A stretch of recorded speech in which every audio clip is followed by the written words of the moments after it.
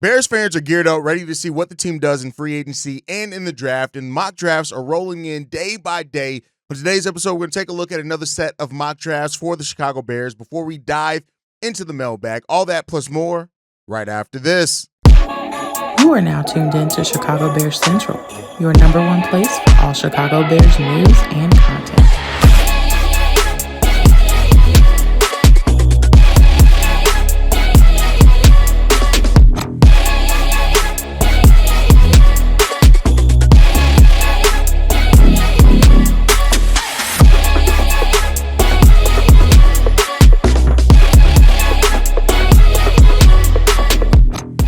What's going on, Bears fans? Welcome to another episode of Chicago Bears Central, your number one spot for everything Chicago Bears related. I'm the host there, Hayes, but more importantly, you guys can follow the channel at Chi Bears Central on every social media platform we happen to be on. With that said, let's go ahead and get into this content for today, y'all. And I want to start off talking about these mock drafts, right? A roundup of what the Bears could do at number 10. We talked about 2-round mock drafts. We're going to focus on the number 10 pick here and see what people have the Chicago Bears doing. NFL.com have the Chicago Bears drafting Kelvin Banks Jr., the offensive tackle out of Texas, as does ESPN.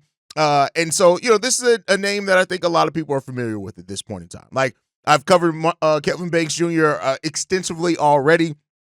We're still well ahead of any type of actual draft combines or anything like that. So, I'm not going to spend a lot of time on that one. Pro Football Focus is the first one that has a little bit something different, and that's us drafting Will Campbell, the offensive lineman out of LSU. Now, here's the thing, right, is that I think that when you look at it, most mocks have Will Campbell going far before the Chicago Bears draft. Now, if Will Campbell is on the board when the Chicago Bears number 10 pick comes up, the Bears should absolutely take him at number 10.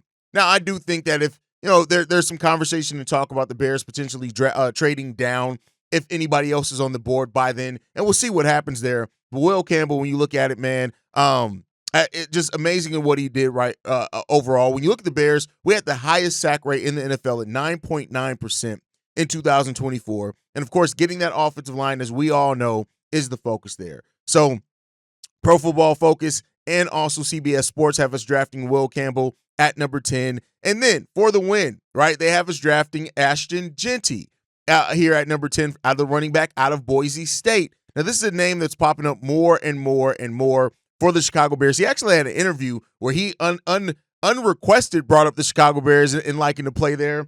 So, we'll see how that ends up turning out for that team. I think David, coming in and having him pair with DeAndre Swift, adding to that, it makes a whole lot of sense when it comes down to it, right? You look at what Ben Johnson did after they drafted Jahmyr Gibbs at number 12 overall, right? Jeanty is a beast. Like, it's no doubt about it. He is an absolute beast when it comes down to it. 27 handoffs per game is what he had when it came down to it. So, Jeanty, if he ends up being the pick here, of course, the Bears would have to solidify and make sure they address the offensive line in other ways.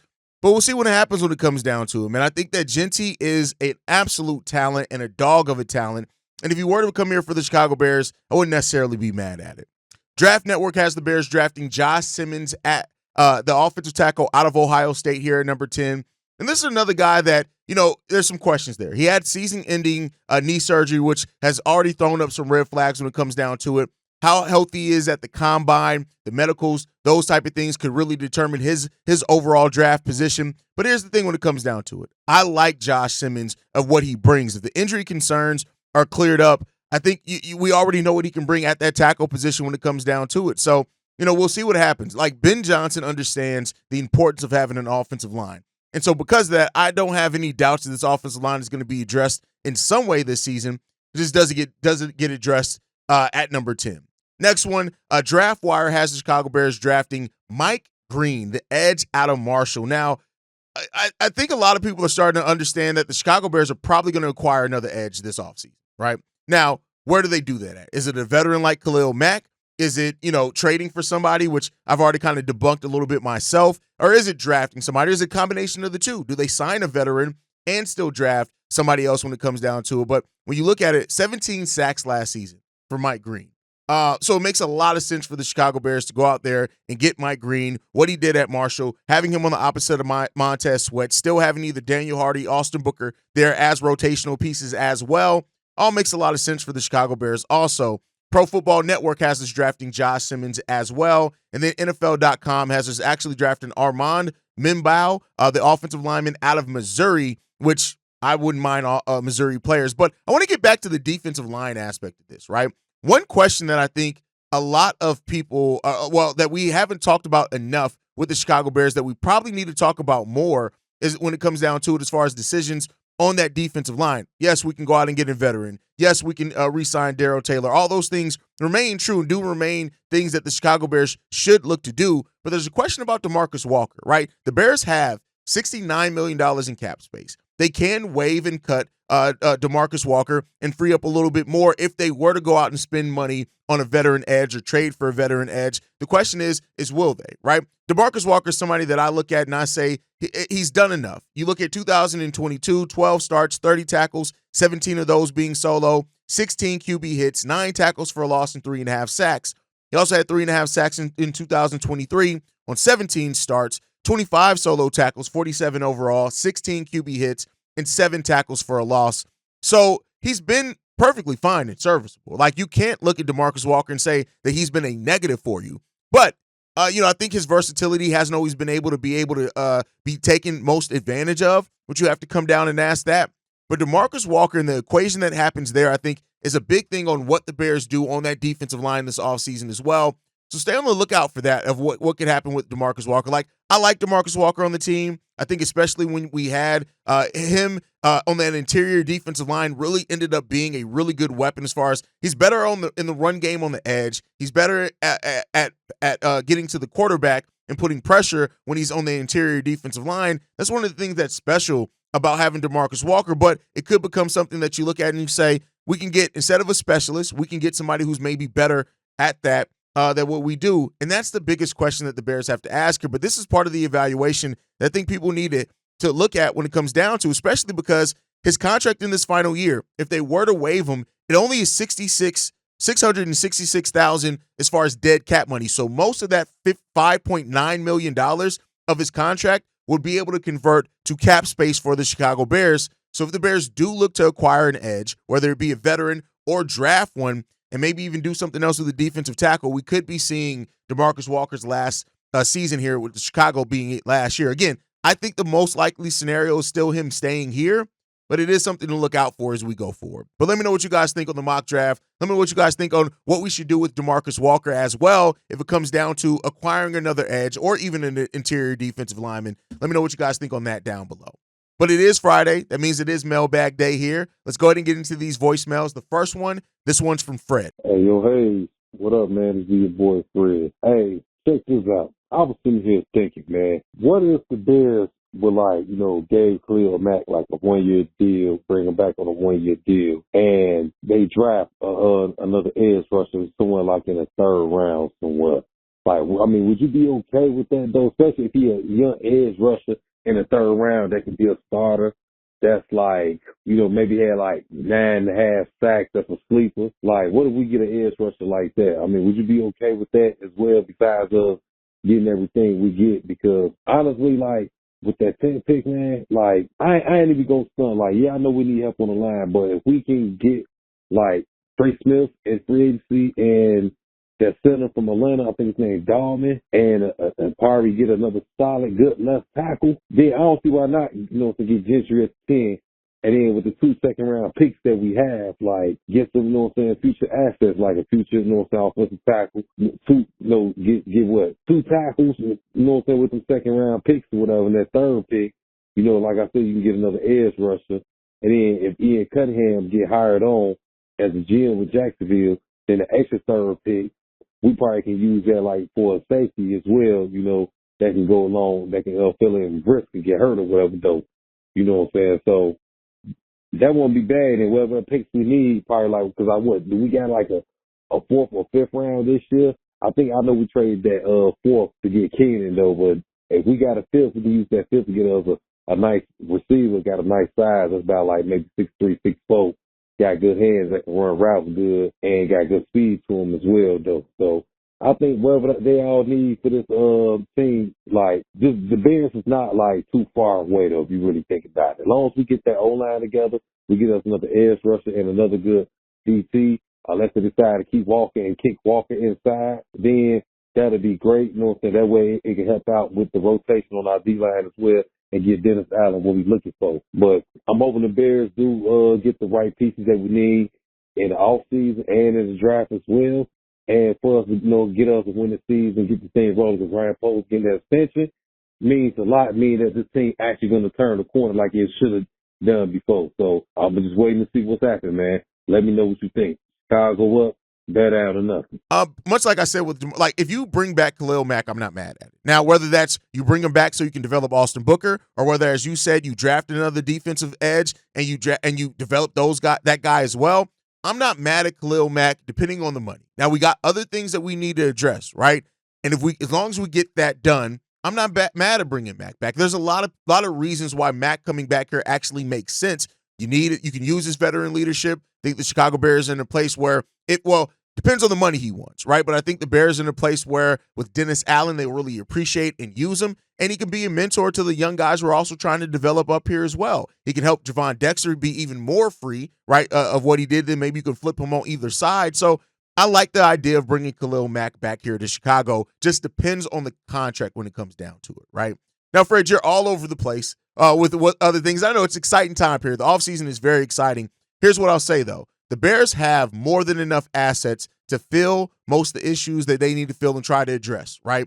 We have more than enough assets between the cap space, between the draft assets that we have. We got what we need. If it comes down to the Bears have to make tough decisions on fixing this roster, right? We have the assets that we need to address a lot of our concerns and weak spots. We have that. So at the end of the day, no matter how they get it done, as long as they get it done, I'm not going to be picky over if it's this player, if it's that type of player, if they do it in free agency, if they do it in the draft. Just at the end of the day, when free agency and the draft is done, let's be able to look at this team and say, all right, bet, this is what we've done. This is what we got better. This is where we improved. This is where we're going to how we're going to attack. And then let's try to go out and win some football games. That's the most important thing to me, brother. So I don't care how they get it done. I don't care what permutations it takes to get it done. Just get it done. I think the Bears are in a really good position to get it done. All right, let's get into the next voicemail, man. This one's from John Johnson. Bobby, C-Dub, hey, how y'all guys doing? It's your boy, John Johnson from South Carolina. Hey, guys, I hope the Bears get this offseason right. So far, we're doing pretty decent. We're doing good. But especially this draft, free agency. Now, in my viewpoint, guys, I ain't the end-all, be-all to everything, but my viewpoint, and the Bears going to do whatever they want to do. But because we're drafting number 10, you should go with the best available player. And I'm hoping at number 10, that running back, Ashton Jeanty, if I'm saying his name right, I hope he's available. I understand we need offensive linemen, but if we get him, and then with our next pick, second round, everything should be offensive linemen. Everything should be defense after that. Offensive linemen, pick up a couple. We're going to sign some in free agency, pick up a couple second round. After that, defense. Ashton Jeanty, number 1, if he's available, if he's still there at number 10. That's available player. If he's gone, then we go another round. What y'all guys think about that? Ashton Jeanty, man, I can see him in a Bears uniform, man. Ain't nothing like Walter Payton, but it would be great to have a dynamic running back there in the back. All right, bear down. Yeah, that's the age-old debate, right? Do you go best available, or as somebody else said, do you go best available of the position of need, right? That's always that's the thing that goes down to it. Now, we've known that Ryan Poles can get creative. He can trade back. He'll do other things if he sees that he can still address certain things. I think that's going to be perfectly fine.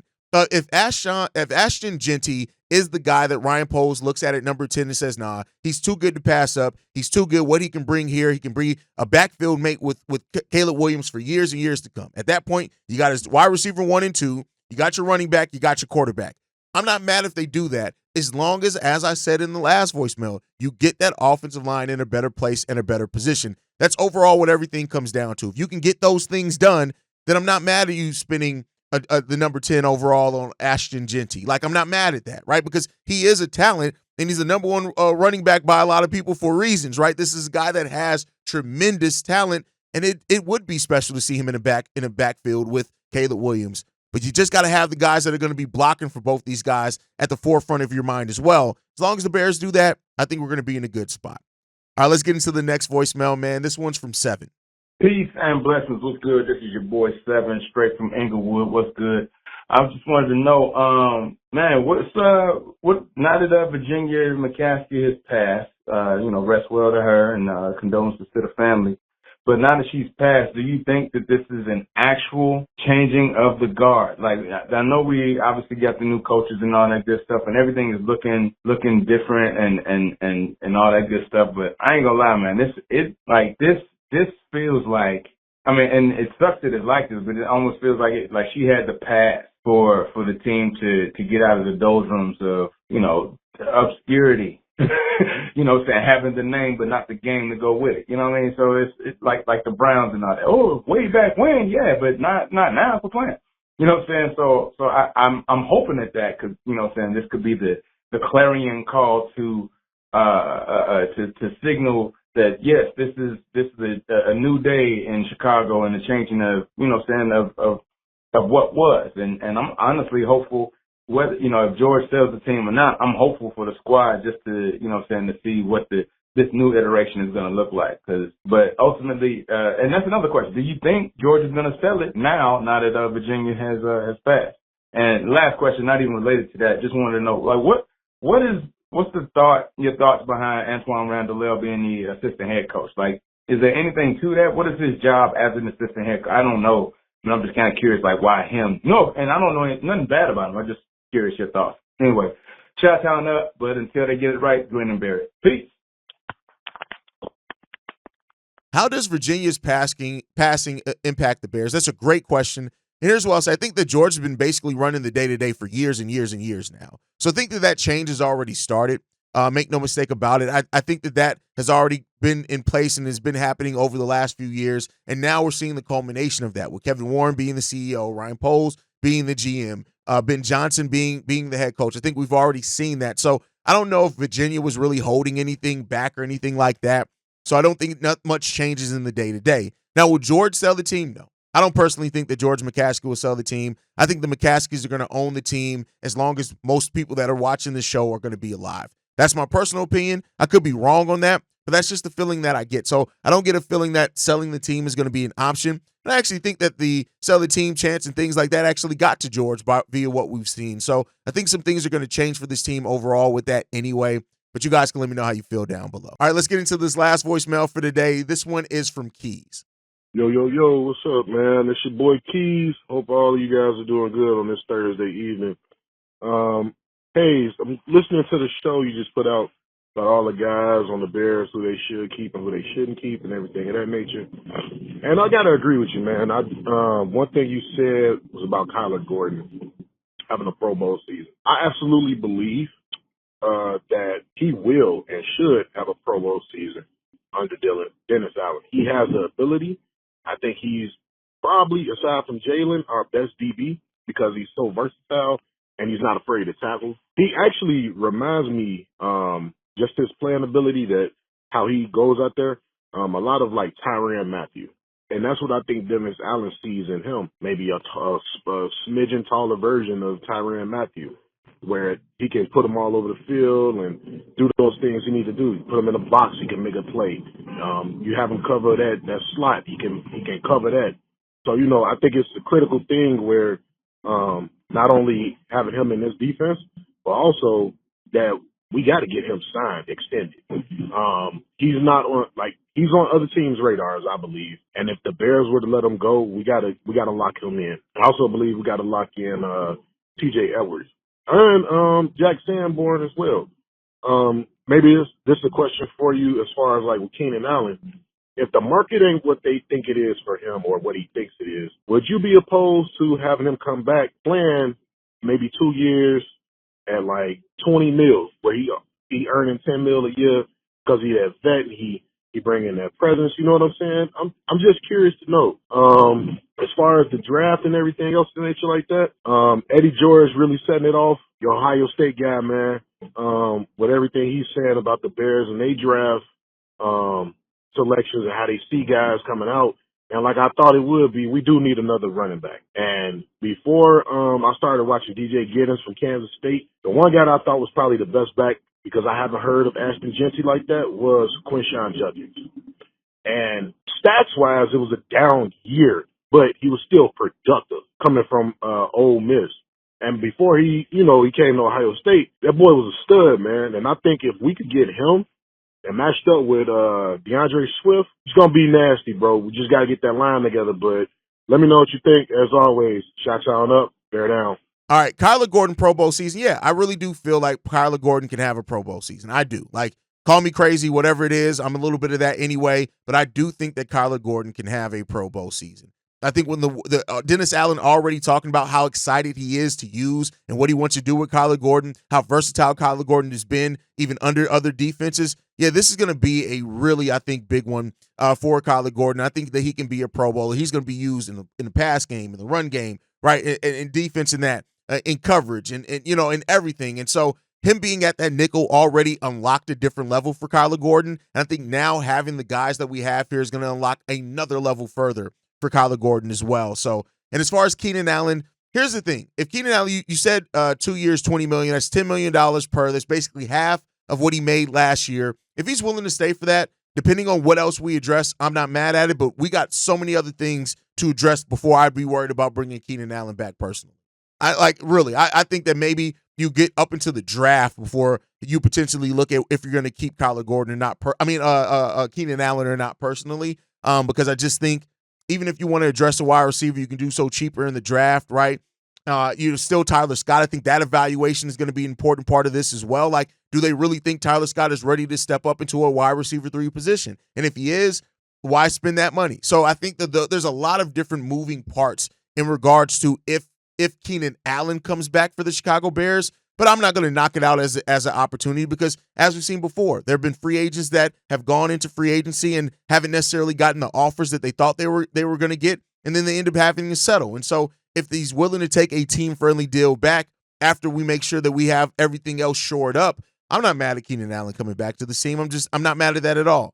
But we'll see what the future holds for that because, again, I still would put it at more unlikely than likely I keep saying Kyler Gordon, that Keenan Allen is back in the Chicago Bears uniform personally. But as always, you guys can let me know how you feel down below. Make sure you're following the show at Chi Bears Central. You can send us any feedback, questions, comments, concerns, chicagobearscentral@gmail.com. Lastly, if you want to leave a text message and or voicemail for the mailbag, the number to do so, 773-242-9336. We are the number one spot for everything Chicago Bears related, but that's thanks to you lovely and beautiful people. And like I like to end every episode on, Chi-Town up, but bear down. Love you guys.